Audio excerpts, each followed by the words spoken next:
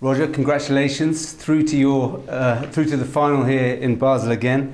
After your quarterfinal yesterday, you said you were slightly disappointed with the way you played the first set, that you didn't dominate the first set as you'd wanted to. Today, you clearly weren't going to let that happen. Was that the plan, to come out of the blocks more aggressive and not let Goffin settle at all?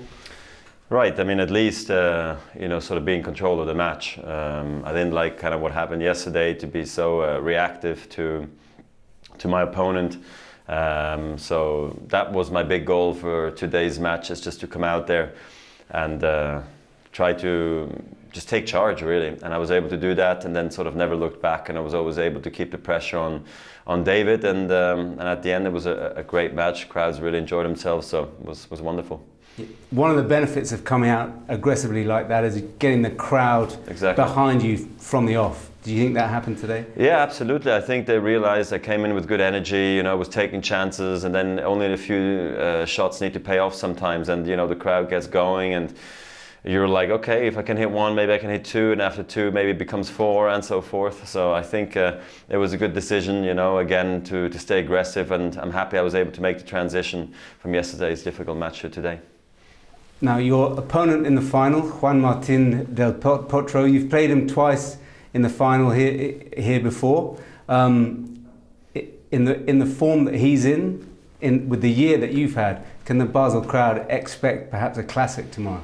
Well, it seems like it, yeah. We have played twice here before in the finals. We also played in the quarters of the US Open, semis of Shanghai, also in Miami this year. So, we got some good history against each other. We've had some epic ones like at the Olympic Games or US Open finals, French Open semis, French Open quarters, all sort of went the distance. So we know how to play against one another. He's got a good record against me here in Basel, so I hope to change that around a little bit. I've had a good week. He's also had very good weeks, semis US Open, semis Shanghai, winning Stockholm, and now another finals. So he's on a good run, and I hope he might be a little bit tired, so maybe I can take advantage of that fact. Now, you mentioned he had the better of you in those other two finals.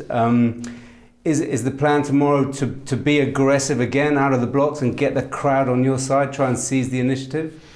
Yeah, I mean, I think I got to play similar than what I did against him in Shanghai. I was really trying to play aggressive on my own service games. On the return games, I think you got to dig a little bit. He has got a lot of power with his first serve and with his forehand, so it's hard to stay aggressive there at all times, and you don't want to be silly aggressive and just trying to go for too much, Otherwise, all you're doing is focusing on your own serve all the time. So I think it's going to be a mix a little bit tomorrow, and then also we'll see how he dictates play in the beginning, if he's able to. If not, I'll try to take charge the way I usually do indoors.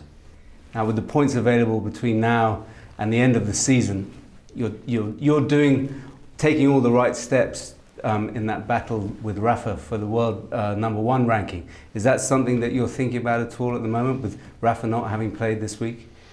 And not really, because chances are pretty slim at this point, now that I'm in another finals, to play Paris maybe. So I'm not thinking about world #1, to be honest. I'm too far behind really in the points, that if I thought about it, I maybe wouldn't even enjoy the end of the season, because it would all be like a waste. My whole great season that I've played would seem like, oh, it's a bad one, So yeah, I'm sorry to say, like, it's not a priority for me. I know that a lot of people want to talk about it and want to make a big deal out of it. I would have loved to make a big deal out of it, after Montreal or Cincinnati or the US Open, but I couldn't really do it. My back didn't allow me to ever get into the race for world #1, but it's been a wonderful year throughout, and the goal here is now to play good finals, play good World Tour finals, and with Paris we'll decide probably tomorrow night.